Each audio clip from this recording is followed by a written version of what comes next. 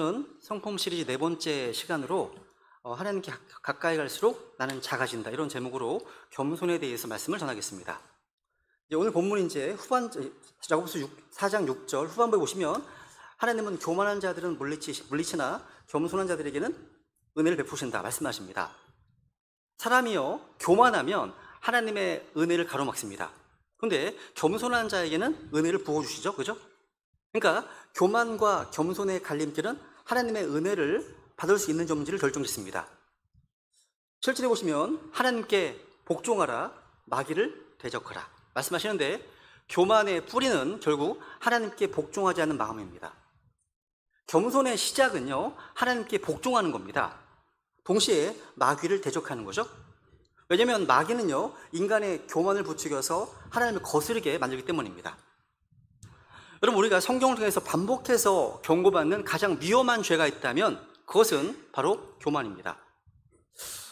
성경 분명 말씀하십니다. 잠언 16장 18절에 보시면 멸망에 앞서 교만이 나가며 넘어짐에 앞서 거만한 영이 있느니라. 여기 지금 보시면 교만과 거만한 영 서로 병렬구조로 되어 있습니다. 멸망에 앞서 나간다와 넘어짐에 앞서 나간다 마찬가지입니다. 겉으로 드러나는 교만한 말, 교만한 행동, 교만한 태도, 자기 과시, 이런 건 사실 교만의 내적 근원으로서 거만한 영에서 나오는 겁니다. 거만한 영은 그 교만한 사람의 영적 상태를 말하는 겁니다. 그러니까 교만은 단순한 행동이 아닌 영적 질병인 겁니다. 이 교만을 깨뜨리는 유일한 길이 바로 십자가입니다. 자기 부인의 겸손입니다. 사실 인류의 타락 자체가 바로 이 교만에서 시작되었습니다. 하늘에서 루시퍼가 교만해서 자신을 하나님과 같게 높이려다가 타락했죠. 에덴 동산에서도 이브가 너희가 하나님께서 금하신 선악과를 먹으면 신들과 같이 되어서 선을 알게 된다, 또 사탄의 유혹을 들었습니다. 결국 교만의 유혹에 무너진 거죠. 이렇게 인류의 역사는요 처음부터 교만으로 무너져온 역사입니다. 근데 오늘날 이 세상 역시 똑같이 우리 귀에 속삭입니다. You are somebody. 너는 참 대단한 존재야. 너는 중요한 사람이야. 너는 특별한 사람이야. 네 인생은 네가 스스로 만들어가는 거야. 속삭입니다. 이런 말들이 요즘 세상의 심리학이나 자기개발서나 세속적 인본주의 교육과 문화 속에서 우리에게 주입되고 있습니다. 이것이 바로 오늘 이 시대를 지배한 인본주의 교만의 핵심 정신입니다. 성경은요 이 세상의 인본주의적 생각과는 전혀 다르게 말씀하시죠. 요한복음 15장 5절 읽어보세요. 시작. 나는 포도나무여 너희는 가지니 사람이 내 안에 거하고 내가 그 안에 거하면 바로 그 사람은 많은 열매를 맺나니 나 없이는 너희가 아무것도 할 수 없느니라. 즉 너희는 나 없이는 아무것도 할 수 없는 존재, 기억하라는 거죠. 모든 것이 하나님의 은혜라는 겁니다. 우리는 주님을 떠나서는 아무것도 할 수 없는 무능한 존재입니다. 근데 문제가 뭡니까? 우리가 종종 다른 사람과 자신을 비교하면서 스스로 꽤 괜찮다고 여기는 데 있습니다. 다른 이들과 비교하면서 나는 바른 교회에 다니고 바른 성경을 읽고 바른 교리도 잘 알고 있으니까 겉으로 보면 꽤 신에 괜찮아 보입니다. 근데 바로 이 지점이 바로 가장 위험한 지점일 수 있습니다. 하나님 앞에서는요 비교 대상이 사람이 아니기 때문입니다. 뒤에서 보시겠지만 우리의 비교 기준은 바로 예수 그리스도십니다. 그래서 오늘 이 시간 우리 마음에 깊이 새겨야 될 진리가 있다면 이겁니다. 하나님께 가까이 갈수록 우리 자신이 얼마나 작은 존재인지 깨닫게 되는 겁니다. 하나님께 가까이 갈수록 내 존재는 사라지고요 하나님의 거룩하신만이 내 안에 가득 채워지게 되는 겁니다. 그래서 오늘 우리는요 바울 사도의 삶을 통해서 또 여러 성경 인물들의 삶을 통해서 진짜 겸손이 무엇인지 함께 배우려고 합니다. 겸손은요 단순한 자학이 아닙니다. 스스로 자신을 깎아내리는 것도 아닙니다. 자신감을 잃고 위축되는 것도 아닙니다. 진정한 겸손은 하나님 앞에서 자신의 실체를 정확히 보는 겁니다. 하나님 앞에서 내가 얼마나 연약한지, 얼마나 무기력한지 바로 보는 것, 내가 스스로 아무것도 아님을 고백하는 겁니다. 내가 아무것도 아님을 알 때 하나님께서 내 안에 모든 것이 되십니다. 오늘 이 말씀을 통해서 우리 다시 한번 주님 앞에 우리의 어떤 위치를 좀 확인하기 원합니다. 나는 지금 주님 앞에서 얼마나 낮아져 있는가? 여전히 내 힘을 의지하고 있지 않은가? 나를 주님의 그릇으로 내어드려서 하나님의 능력으로 채워지는 삶을 살고 있는가? 좀 비춰보기 원합니다. 그래서 우리 베네치를 모두가 거만한 영이 아닌 겸손으로 더욱 낮아져서 하나님께 귀히 쓰임받는 삶으로 나아가기를 간절히 원합니다. 오늘 우리가 먼저 살펴볼 첫 번째 진리는 이겁니다. 하나님께 가까이 갈수록 내 모습이 작아지고 하나님 점점 더 크게 보인다는 것입니다. 오늘 본문을 보세요. 한번 4장 8절 보시면 하나님께 가까이 가라. 그러면 그분께서 너희에게 가까이 오시리라. 하나님을 가까이 하는 사람이 겸손한 사람입니다. 여러분, 겸손을 위해서 애쓸 필요가 없습니다. 겸손을 위해서 노력할 필요가 없습니다. 겸손을 위해서 기도할 필요가 없습니다. 하나님 앞에서 자신의 존재와 모습을 정직하게 보기만 한다면 자연스럽게 겸손은 따라오게 되어 있기 때문입니다. 그러니까 하나님을 가까이 하십시오. 하나님을 가까이 할수록요, 하나님이 어떤 분인지 이제 알게 되고 자신이 어떤 분인지 깨닫게 됩니다. 그죠? 그럼 자연스럽게 겸손해집니다. 제가 이제 공군 관제사로 근무할 때요, 제가 하는 일이 이제 전투기들을 관제하는 일이었습니다. 관제사로 근무하다 보면 종종 이제 조종사들이 어떻게 훈련을 받는지 몸소 체험할 수 있도록 전투기에 탑승할 기회가 주어지곤 합니다. 이전에 이제 그 매일 경제 한 기자도요, 그런 경험을 이제 기사에 남긴 내용이 있더군요. 저도 이런 기회가 있어서 어느 날 이제 광주 비행단으로 가서 전투기 뒷좌석에 이제 탑승하게 되었습니다. 파일럿 복장을 입고 전투기에 올라타면서 긴장과 설렘이 뒤섞여 있었습니다. 그런데 조종사들은요, 이런 기회가 주어지면 항상 살짝 장난을 쳐요. 관제사들은 이게 얼마나 힘든 훈련인지 직접 좀 느껴봐야지, 그냥 맨날 모니터 보면서 뭐 하드턴 시키고 막 백톤 막 틀어버리고 하니까 이제 이게 엄청 힘든 거거든요. 그러니까 이게 중력 가속도의 6배, 7배 정도 되는 중력을 몸으로 체험하게 해주는 겁니다. 장난을 치는 거죠. 이게 어떤 느낌이냐면, 제가 느끼는 경험은 놀이공원에서 바이킹 탈 때 내려오잖아요. 내려오는 느낌이 한 3, 4배 정도 된 느낌? 이런 느낌입니다. 순간 몸이 붕 떠요. 뒤집힙니다. 다시 타면 구토가 나와요, 그냥. 쭉 밀려온다는 거죠. 근데 이제 그런 이제 순간 저에게 더 큰 깨달음을 준 장면이 있었습니다. 전투기가요, 하늘을 향해서 고도를 높이면서 쭉 올라갑니다. 올라갈 때였습니다. 이제 아래를 내다보니까 광활한 하늘 아래를 펼쳐 땅의 건물들, 사람들은 정말 개미처럼 작아 보였습니다. 고도를 올리면 올릴수록 15,000피트, 올리면 올릴수록 지상의 모든 것이 좀 작아 보였고요. 어느 순간부터 땅의 존재감이 사라집니다. 그리고 보이는 거는 하늘과 바다예요. 온통 하늘이고 온통 바다예요. 그 순간 내 존재가 얼마나 작아진 느낌인지 압도를 나갑니다. 이게 하늘인지 바다인지 구분을 못할 만큼. 그 환경 앞에 저는 제 존재가 얼마나 작은지를 몸으로 절감했습니다. 그러다가 이제 제 뒤편으로 KF-16 전투기가 2대가 요격 훈련을 위해서 접근해 왔습니다. 비록 훈련 상황이었지만 뒤에서 따라붙는 전투기를 내가 마주하는 순간 엄청난 두려움이 몰려왔습니다. 훈련하는 거거든요. 뒤에서 박스2 막 쏘고 막 그러거든요. 무섭더라고요. 따라오는 모습이 있다. 여러분, 하나님을 향한 우리의 영적 삶도 이와 같습니다. 우리가 위대하신 하나님, 크신 하나님께로 가까이 가면 갈수록 하나님이 더 점점 커 보입니다. 하나님의 어떠하심에 압도를 당하게 되고요, 나 자신은 점점 보이지 않게 됩니다. 제가 하나님께 가까이 가면 갈수록 나영석이라는 사람에 대해서는 덜 생각하게 됩니다.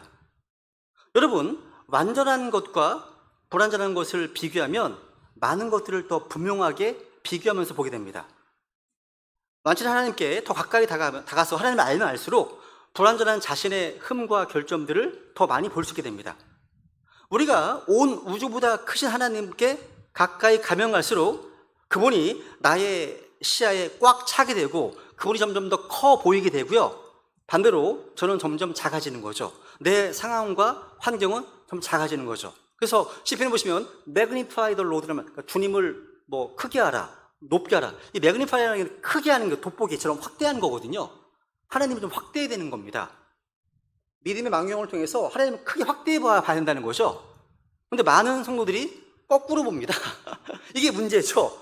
하나님은 한없이 작게 보고 자신의 상황과 문제를 더 크게 보는 거죠. 그죠? 여러분, 하나님께 멀리 있을 때는요, 그분이 크지다는 것을 그냥 이론적으로만 압니다. 머리로만 아는 거예요. 그런데 하나님께 가까이 가면 갈수록 그분의 거룩하심과 두려운 위험 앞에 압도가 되고요, 하나님은 더 크게 보입니다. 그리고 동시에 나는 정말 아무것도 아닌 존재구나, 나는 아무것도 할 수 없는 정말 연약한 존재일 뿐이구나 고백하게 됩니다.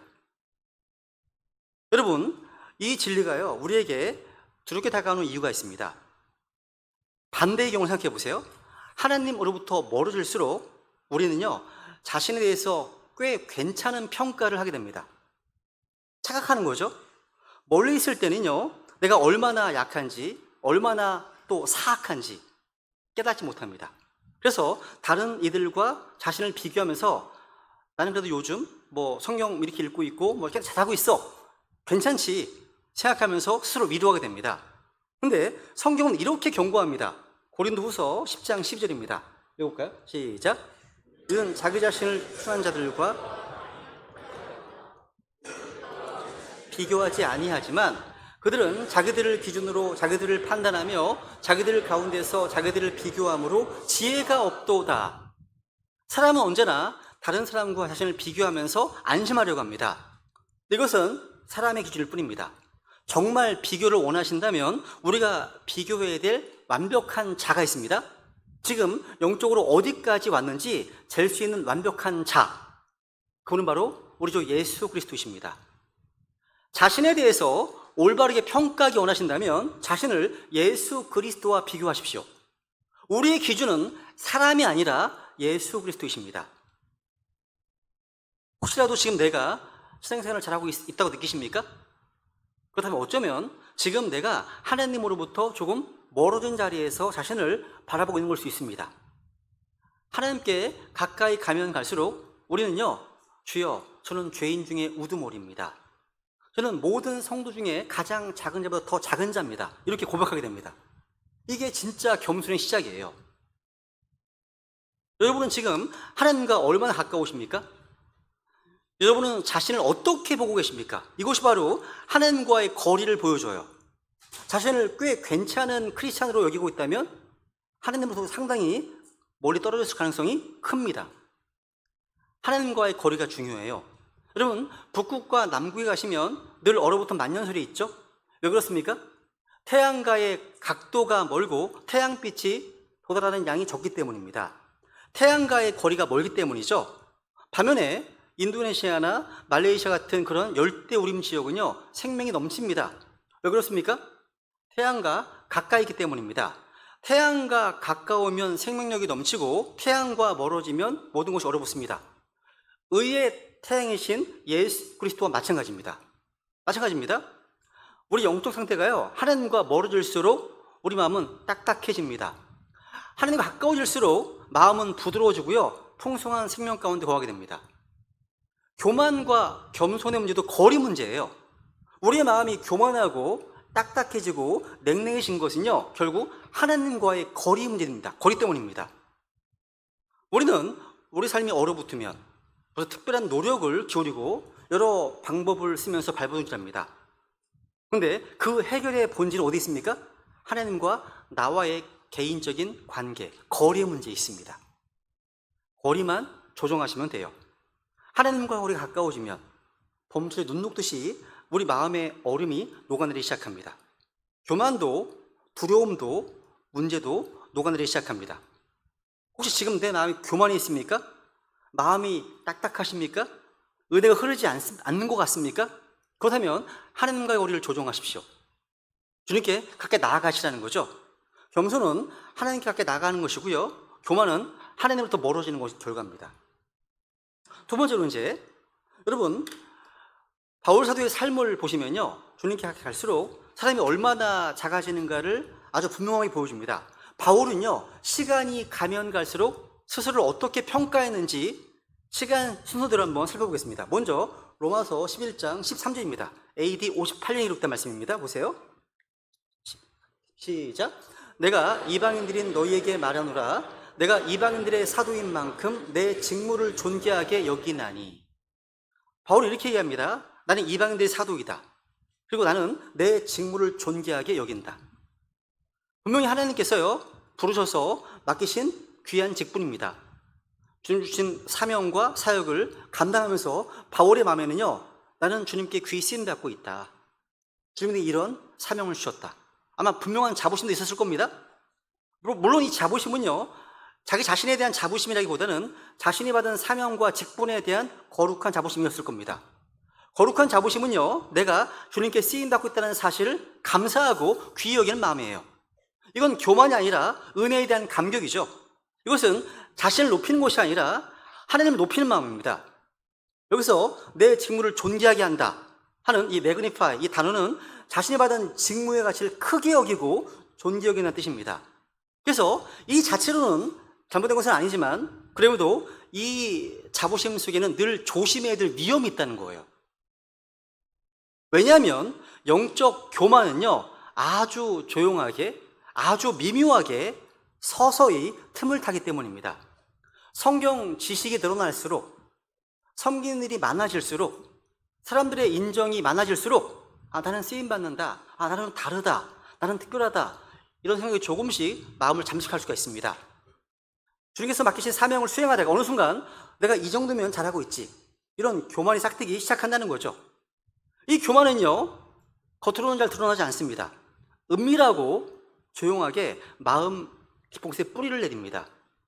그래서 우리는 내 안에 교만이 싹트고 있지 않은지, 나는 은혜로 사는 자라는 사실을 잊고 있지 않은지 스스로 점검해야 됩니다. 그리고 우리는요, 내가 주님께 쓰임받고 있다, 이거 전체로 은혜죠. 하나님은 은혜입니다. 나는 아무것도 아니다. 하나님께서 나를 사용하신다. 모든 영광은 주님께 돌립니다. 이런 마음을 가져야 한다는 거죠. 그죠? 바울은요, 이방인들의 사도이다. 나는 이 직무를 존귀하게 여긴다, 이렇게 고백했습니다. 그 다음 보십시오 한번. 1부 3장입니다.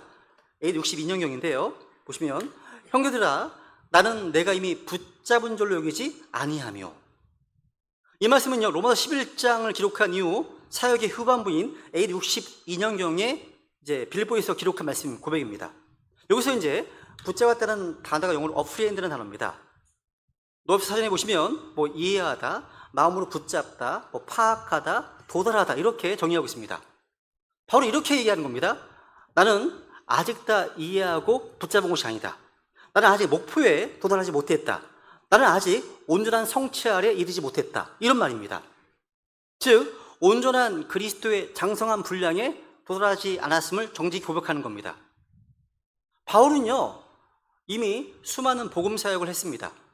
수많은 교회를 세웠습니다. 고난과 핍박을 감당했고요, 아주 놀라운 계시를 받기도 했습니다.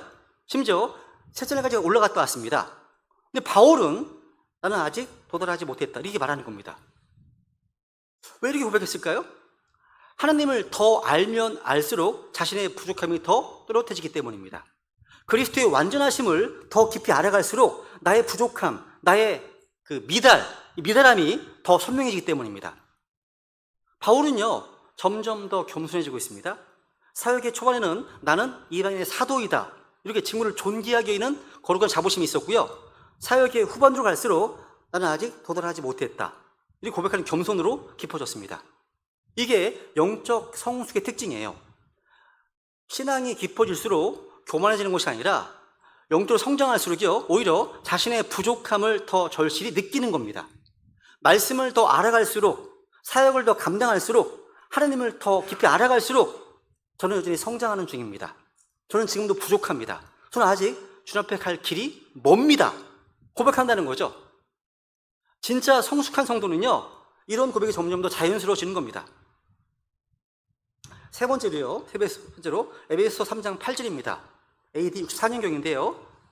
같이 읽습니다. 시작. 그분께서 모든 성도들 중에 가장 작은 자보다 더 작은 나에게 이 은혜를 주신 것은 헤아릴 수 없는 그리스도의 부요하심을. 여기서 바울은요, 자신의 겸손을 한층 더 깊이 드러내고 있습니다. 나는 모든 성도들 중에 가장 작은 자보다 더 작다. 영어로 less than the least입니다. 더 least란 말은 이미 최상급이에요. 가장 작은 자란 말입니다. 그런데 바울은 여기에 다시 less than을 붙입니다. 무슨 얘기입니까? 가장 작은 자보다 더 작은, 이 표현하고 있습니다. 그러니까 최상급은요, 더 비교할 수 없는 단계입니다. 이미 그냥 낮은 단계거든요. 근데 그보다 더 낮다고 말하는 것은요, 문법적으로 성립되지 않죠, 그죠? 근데 바울은 여기서 의도적으로 문법의 한계를 넘어서서 자신을 낮추고 있습니다. 왜 이렇게 자신을 낮추고 있을까요? 이유는 분명합니다. 주님께 가까이 갈수록 자신의 실체가 더 뚜렷하게 보이기 때문입니다. 그러니까 하나님의 거룩하심이 더 찬란하게 드러날수록 내 속의 죄악됨이 더 선명히 드러나기 때문입니다. 그래서 점점 나는 아무것도 아니구나 깨닫게 됩니다. 이것이 바로 영적 성장과 성숙의 특징이에요. 믿음이 성숙할수록 내가 더 높아지는 것이 아니라 오히려 I'm nothing, 나는 아무것도 아닙니다, 이런 고백이 더 깊어지는 거죠. 참된 성숙은요, 자기의에 서서 남을 비판하고 평가하는 게 아니라 하나님의 은혜 앞에서 자신을 더욱 낮추는 겸손으로 나아가는 겁니다. 세 번째입니다. 이제 순교하기 직전, 디모데후서 1장 15절입니다. 보시면요, 바울이 고백합니다. 읽어볼까요? 시작. 이것은 신실한 말이요 전적으로 받아들이기에 합당한 말이니 곧 그리스도 예수님께서 죄인들을 구원하시고 세상에 오셨다는 말이로다. 내가 죄인들 중에 우두머리니라. I am cheap. 현재 시입니다. 지금 거의 순교하기 마지막 모습입니다. 그 상황이거든요. 내가 죄인들 중에 우두머리다. 지금 사역의 마지막 무렵, 이렇게 겸손의 고백을 마무리하고 있습니다. 다시 말해서 이 세상에서 가장 큰 죄인이 바로 나입니다 라는 겁니다. 이것이 바로 바울이 하나님 앞에 서들한 최종적인 겸손의 자리였습니다. 바울은요, 주님께 가까이 가면 갈수록 스스로 점점 더 철저히 낮추고 있습니다. 여러분, 시간이 지날수록 성경 지식이 많아지고 구원받은 연수가 더 쌓이고 사역의 경력이 쌓이면서 사람들의 인정을 받게 되면서 스스로를 점점 더 괜찮게 평가하게 되는 것, 이게 영적 성장이 결코 아닙니다. 바울은 오히려 정반대의 길을 걸어갔습니다. 시간이 지날수록 바울은 점점 더 작아지고 낮아졌습니다. 자신의 무가치함을 점점 더 깊이 깨달았습니다. 나는 아무것도 아닙니다, 이런 고백으로 나아가는 거였다는 거죠. 그러니까 주님과 더 깊어질수록요, 내 속에 있는 죄가 더 깊이 보이고 하나님의 거룩하심은 더 드러나 보이고, 결국 주님, 저는 죄인입니다. 죄인 중에 우두머리입니다. 주님의 은혜 없이는 단 한순간 살 수가 없습니다, 이렇게 고백할 수밖에 없는 겁니다. 여기서 바로 하나님께서 우리에게 원하시는 겸손의 여정입니다. 시간이 지날수록 내 이름을 세우는 것이 아니라 오직 하나님의 은혜만을 전적으로 의지하는 자리에 내려가는 거죠. 15장에 보시면 바로 이렇게 고백합니다. 15장에 보시면 이는 내가 사도들 중에 가장 작은 자이기 때문이라. 그리고 에베소 3장 보시면 나는 모든 성도들 중에서 가장 작은 자보다 더 작은 나에게. 이런 것이 참된 영적 성숙의 표지라는 겁니다. 여러분들 어떠십니까? 여러분은 지금 바울처럼 점점 작아지고 계십니까? 아니면 이 정도면 됐지, 이만하면 괜찮지 라고 스스로 위로하면서 만족하고 계시지 않습니까? 그런 마음이 드는 순간 가장 위험한 때입니다. 하나님께 가까이 갈수록 주님, 이제는 오직 주님만 보입니다, 저는 아무것도 아닙니다, 이 고백해야 되는 겁니다. 영적 성숙이란 한마디로요, 내가 사라지고 오직 주님만 드러나는 삶인 겁니다. 세 번째로, 겸손은요, 사역을 약화시키지 않습니다. 무슨 말이냐면, 여러분, 여기까지 말씀을 들으시면서 혹시 마음속에 이런 질문이 생길 수가 있습니다. 아니, 이렇게 자신을 낮추고 나는 아무것도 아니다 라고 하면 사역을 어떻게 합니까? 담대함도 잃고 능력도 약해지고 결국 아무것도 못하는 거 아닙니까? 이렇게 얘기하는 친구들이 있더라고요. 아이들이 있더라고요. 근데 여러분, 오히려 성경 그 반대임을 보여줍니다. 겸손은요, 사역을 무너뜨리는 것이 아니라 오히려 사역의 능력이 됩니다. 바울의 삶이 그 증거입니다. 바울은요, 자신을 낮추면 낮출수록 더 담대하게 사역했고 더 강하게 복음을 선포했습니다. 왜 그럴까요? 겸손은요, 나를 약화시키는 것이 아니라 하나님을 드러내기 때문입니다. 내가 낮아질수록 하나님은 일하십니다. 내가 사라질수록 하나님만 드러나시기 때문에. 바울은 철저히 이렇게 살았습니다. 읽어볼까요? 5장 10절 시작. 하나님의 은혜로 내가 지금의 내가 되었으니 내게 주어진 그분의 은혜가 헛되지 아니하여 내가 그들 모두보다 더 많이 수고하였으나 그것은 내가 한 것이 아니요 나와 함께 하신 하나님의 은혜로 된 것이니라.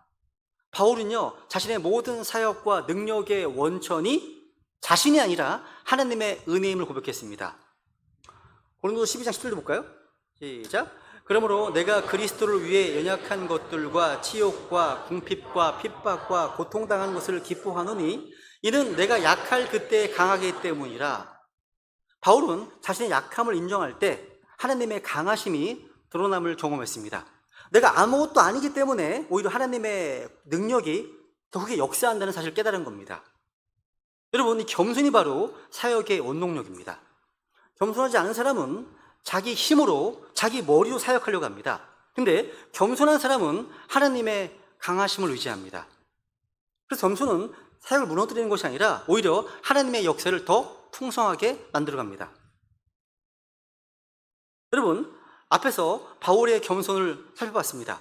바울은 사도로 쓰였던 직분에서 시작해서 성도 중에 가장 작은 자부터 작은 자, 또 죄인 중에 우두머리, 점점 자신을 낮춰갔죠? 영적 성숙은 낮아지는 겁니다. 그죠? 근데 오늘날 어떤 이들은 겸손을 오해합니다. 겸손을 이렇게 강조하다 보면 나는 아무것도 아닙니다. 나는 아무것도 할 수 없습니다. 이게 바뀌는 거예요. 나는 아무것도 아닙니다. 이곳이요. 나는 아무것도 할 수 없습니다. 그래서 뭔가 시키면 난 못합니다. 못합니다. 이런 것도 못하겠습니다. 또 사역도 못하겠습니다. 이런 소극적 무능, 사역 포기 현상으로 빠질 위험이 있다는 거예요. 이게요. 즉 겸손이 잘못 적용되면 나는 할 자격이 없어. 그래서 사역을 회피하게 되고 사역을 심지어 중단하는 모습까지 이어질 수 있는 위험이 있다는 겁니다. 여러분, 겸손 이것은요 자기 사역 포기가 절대 아닙니다. 이러면서 말씀하셨죠? 한번 마태복음 16장 24절입니다. 읽어볼까요? 시작. 그때 예수님께서 자기 제자들에게 이르시되 어떤 사람이 나를 따르려거든 자기를 부인하고 자기 십자가를 지고 나를 따를지니라. 주님의 제자가 되려면 반드시 자기를 부인해야 하는데 그 출발점은 겸손한 자기 인식입니다. 겸손은 마음의 상태입니다. 나는 아무것도 아닙니다. 이렇게 고백하는 거죠. 자기 부인은 그 겸손이 행동으로 드러나는 것입니다. 그래서 나는 내 자신을 따르지 않겠습니다라고 결단하는 것입니다. 바울은요 자신을 죄인 중에 우두머리라고 고백했습니다. 그리고 바울은 나는 날마다 죽노라 이렇게 고백했습니다. 바울은 겸손한 자였습니다. 그 겸손은 날마다의 자기 부인으로 이어졌습니다. 겸손이 없는 사람은요 자기를 부인하지 못합니다.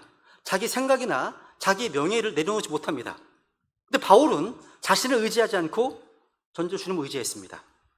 그렇다면 자기 부인이 사역을 약화시킬까요? 아닙니다. 오히려 그 반대입니다. 바울이 철저히 자신을 낮추고 부인했음에도 불구하고 그 사역은 중단되고 약화되지 않았습니다. 오히려 그 이후로요 그의 사역은 더 확장되고 강력해졌습니다. 복음은 더욱 담대하게 선포되었습니다. 수많은 신약 교회가 세워졌습니다. 신약 성경 대부분이 바울의 손을 통해서 기록되었습니다.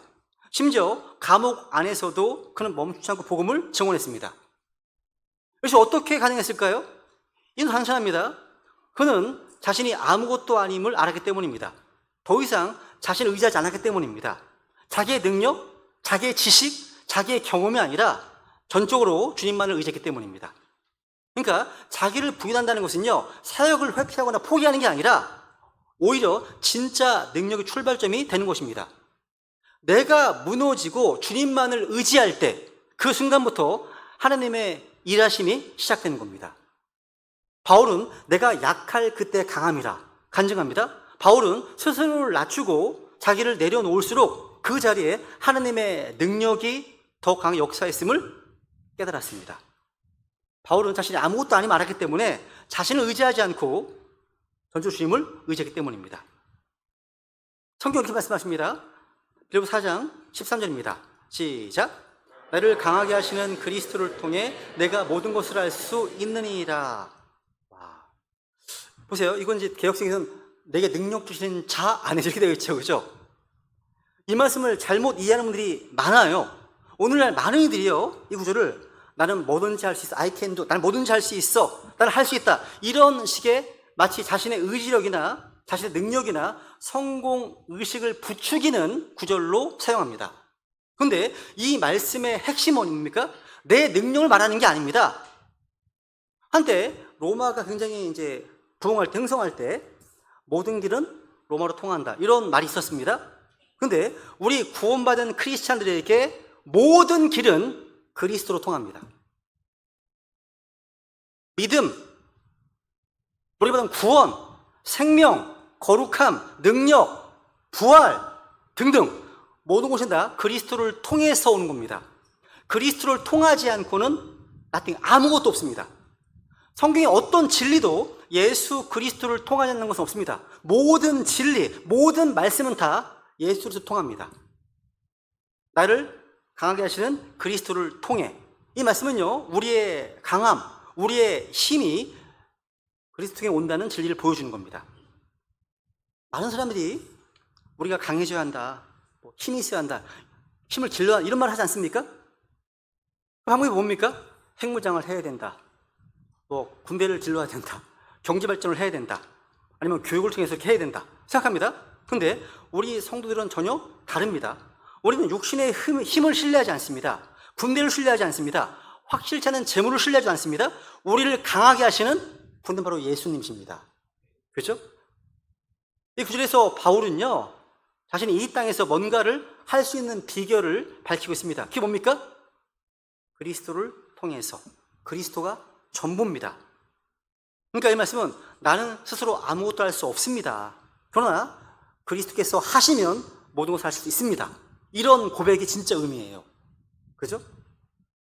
다시 한번 요랑 같은 맥락이 이겁니다. 아까 하신 말씀이죠. 나 없이는 너희가 아무것도 할 수 없느니라.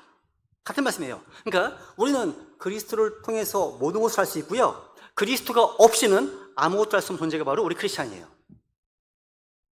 내 능력으로 하는 것이 아닙니다. 전적으로 주님의 능력으로만 가능한 겁니다. 우리는 그리스도를 통해서 모든 것이 가능합니다. 그런데 이 겸손은요, 그래서 능력을 제한하는 게 아니에요. 어떤 이들은 이 겸손을 마치 능력을 잃어버린 것처럼 오해합니다. 아닙니다. 겸손은 사역을 약화시키지 않습니다. 오히려 겸손은요, 하나님의 그 강하심과 능력과 은혜가 흐르는 통로가 되는 거예요. 그 능력이 언제 흘러들어올까요? 내가 스스로 아무것도 할 수 없음을 깨달을 때, 내가 내 자신을 내려놓을 때, 내 힘을 포기할 때, 그때 비로소 주님의 능력이 내 삶을 통해서 흘러들어오기 시작하는 겁니다. 이게 바로 바울이 얘기했던 내가 약할 그때 강함이라 고백입니다. 그래서 겸손은요, 능력을 잃는 것이 아니라 진짜 하나님의 능력을 경험하기 시작하는 시작점입니다. 어떤 목사님이 그런 얘기를 하신 적이 있으세요. 나는 하나님께 쓰임받기 위해서 그저 자신은 빈 파이프일 뿐입니다. 빈 파이프. 그렇습니다. 파이프는요, 스스로 물을 만들어낼 수 없죠. 파이프가 스스로 뭔가를 만들어내려고 하면 금세 막히 고장납니다. 파이프의 역할은 한 가지입니다. 그저 그냥 비워져 있고 통로를 열어드리는 겁니다. 그죠? 물은 항상 공급처에서 흘러나옵니다. 어린 양의 왕조에서 물이 흐르지 않습니까? 그죠? 우리 인생도 마찬가지입니다. 우리가 무엇을 만들어내는 것이 아니에요. 내가 내 능력 억지로 쥐어짜는 것이 아닙니다. 내 마음과 삶의 통로를 주님께 내어드리는 겁니다. 그죠? 그때 어떤 일이 일어납니까? 하나님께 신이 공급하십니다.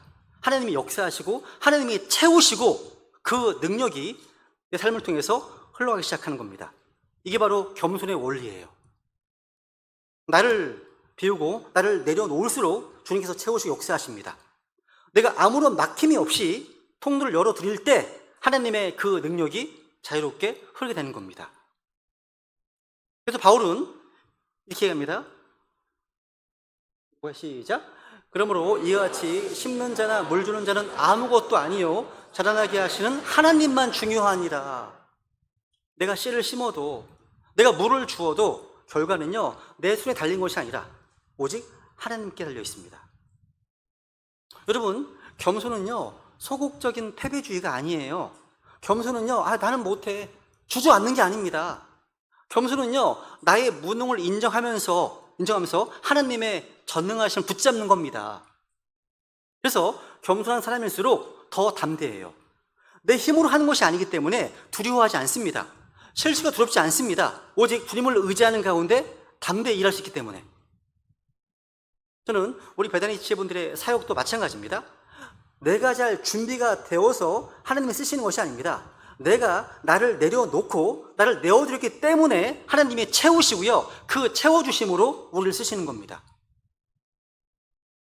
우리가 주님, 저는 아무것도 아닙니다 고백할 때, 그때 바로 주님의 전능하신 손길이 우리를 통해서 일하시 역사하십니다. 그러니까 사역은요, 나의 능력이 아니라 전적인 하나님의 은혜로 이루어지는 것입니다. 네 번째로 이제 겸손과 비교의 유혹입니다. 여러분, 겸손을 방해하는 가장 교묘한 유혹 중 하나가 있습니다. 그게 바로 비교의 함정입니다. 사람은요, 본능적으로 비교하려고 해요. 본능적으로. 다시 한번 볼게요. 고린도서 10장 12절입니다. 바로 이렇게 경고합니다. 시작.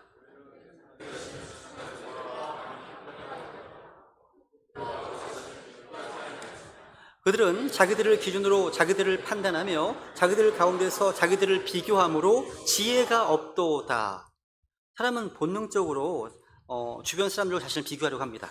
나는 저 사람보단 나아. 나는 저 사람만큼은 아니야. 뭐 이렇게 이렇게 사람들과의 비교 속에서 스스로를 높이고 스스로를 미워하기도 하고 결국 안주하게 됩니다. 그런데 이런 비교는요, 교만으로 가는 지름길입니다. 사람과 비교하는 한 겸손은 자라나지 않습니다. 비교할수록 자기를 속이게 됩니다. 비교할수록 하나님의 시선에서 멀어지게 됩니다. 비교는 결국 교만을 부르고요, 영적 성장을 막아버립니다. 겸손의 진짜 기준은 사람이 아니에요. 언제나 하나님 앞에서 자신을 바라보는 것이 진짜 겸손의 출발점입니다. 여러분, 겸손의 기준, 또 우리의 비교 기준 누구라고요? 아까? 예수님이십니다. 사람이 아닙니다. 우리가 비교해야 될 대상은요, 여러분 옆에 앉아있는 형제자매들이 아닙니다. 바로 또 다른 교회가 아닙니다. 다른 교회가 아닙니다. 다른 교 성도들도 아닙니다. 우리의 비교 기준은요, 오직 예수 그리스도십니다. 그분의 거룩하심, 그분의 순결하심, 그분의 사랑과 희생 앞에 서면 우리는 감히 자랑할 것이 하나도 없어요. 이사야 대언자가요, 그 주님의 영광을 대면했을 때 이렇게 고백했습니다. 내게 화가 있도다. 내가 망하게 되었도다. 이게 겸손한 자기 인식입니다. 제가 화가 있으면 이게 아닙니다. 제가가 아닙니다. 누구라고요? 내게 화가 있습니다. 이게 겸손한 사람입니다. 내게 화가 있다. 내가 망하게 되었도다.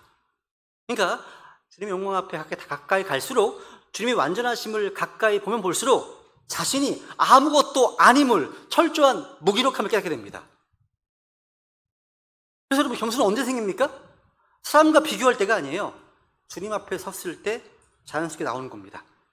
사람을 볼 때는 자신이 꽤 괜찮아 보일지 모르지만 우리 주님을 볼 때는요, 오직 주님의 은혜가 아니면 저는 설 수가 없습니다. 고백할 수밖에 없어요. 여러분, 진짜 겸손은요, 내가 뭔가를 이루었기 때문에 하나님께 쓰임받는 것이 아니라 저는 아무것도 아니지만 하나님의 은혜로 저를 써주신다는 사실을 깨닫는 것, 이게 겸손이에요. 그래서 바울이 얘기하지 않습니까? 하나님의 은혜로 내가 지금의 내가 되었다고요. 은혜입니다. 오직 은혜입니다. 내가 지옥 형벌에서 구원받아서 하나님의 자녀가 된 것도 은혜입니다. 바른 복음과 바른 성경과 바른 교리를 배우게 된 것도 은혜입니다. 내가 복음을 전할 수 있는 길을 얻는 것도 하나님의 은혜입니다. 내가 교회에 나와서 섬길 수 있는 그런 자리를 주신 것도 하나님의 은혜입니다. 내가 지금까지 믿음을 지키고 걸을 수 있었던 것도 하나님의 은혜입니다. 우리가 믿음을 떠나지 않고 계속 교회에 남아있는 것도 하나님께서 붙들어 주시는 은혜 때문입니다. 내가 건강을 지키고 가정을 지켜주시고 경제적 필요를 채우시는 것도 다 내가 잘해서가 아니라 하나님의 은혜라는 거죠. 오늘 숨쉬며 살아가는 것조차도 하나님의 은혜입니다. 환난과 시험 가운데서도 나를 보호해 주시는 것, 실수와 죄 가운데서 회개할 기회를 주신 것도 하나님이 다시 일으켜 주시는 은혜 때문입니다. 우리의 삶 속에 내가 잘나서, 내가 잘해서라고 말할 수 있는 것은 단 하나도 없더라고요. 전부가 하나님의 은혜입니다. 전부가. 모두 전적으로 하나님의 은혜 때문입니다. 한 젊은 크리스찬이 있었습니다. 그는 오랜 세월 동안요, 하나님과 동행하면서 신실하게 살아온 나이 많은 한 성도를 찾아가 이렇게 물었습니다. 주님께서 어떤 사람을 쓰실 때 가장 필요로 하는 3가지 덕목이 무엇입니까? 물었습니다. 그 나이든 하나님의 사람은 그를 바라보면서 이렇게 대답했습니다. 첫 번째 덕목은 겸손이다. 두 번째 덕목도 겸손이다. 세 번째 덕목도 겸손이다. 네, 대답했습니다. 능력이 아닙니다. 지식도 아닙니다.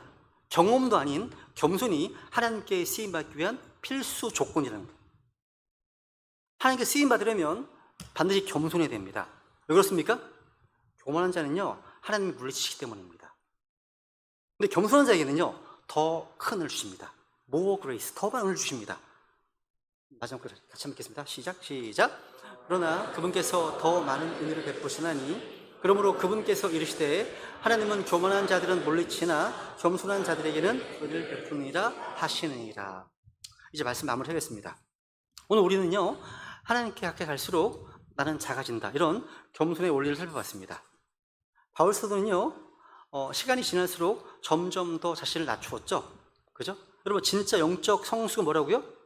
점점 낮아지는 겁니다. 그리고 겸손이를 방해하는 가장 큰 유혹이 있다면 다른 누군가와 비교하는 겁니다. 비교하는 거예요. 우리는 사람을 바라볼 것이 아니라 예수 그리스도를 바라볼 때 참된 겸손이 자리 잡게 됩니다. 또 이 겸손은요, 억지로 만들어내는 것이 아니라 하나님과의 거리 문제임을 배웠습니다. 우리가 하나님께 가까이 가면 갈수록 자연스럽게 나 자신은 낮아지고 교만은 사라집니다. 겸손은 흘러 들어오겠죠, 그죠? 지금 우리의 마음이 딱딱하고 은혜가 식고 있습니까? 교만이 스며들어 있습니까? 해결 측은 한 가지입니다. 거리를 조정하십시오. 하나님과 그를 조정하시라는 거죠. 우리 이 시간, 주님, 제가 다시 주님 가까이 나아가겠습니다. 주님을 더 깊이 바라볼 때 제 마음속에 숨은 교만이 녹아내리고 자연스럽게 주님 앞에 엎드리는 겸손자로 변화될 수 있도록 이 시간 주님께 기도하시면서 은혜를 구하겠습니다. 하시겠습니다.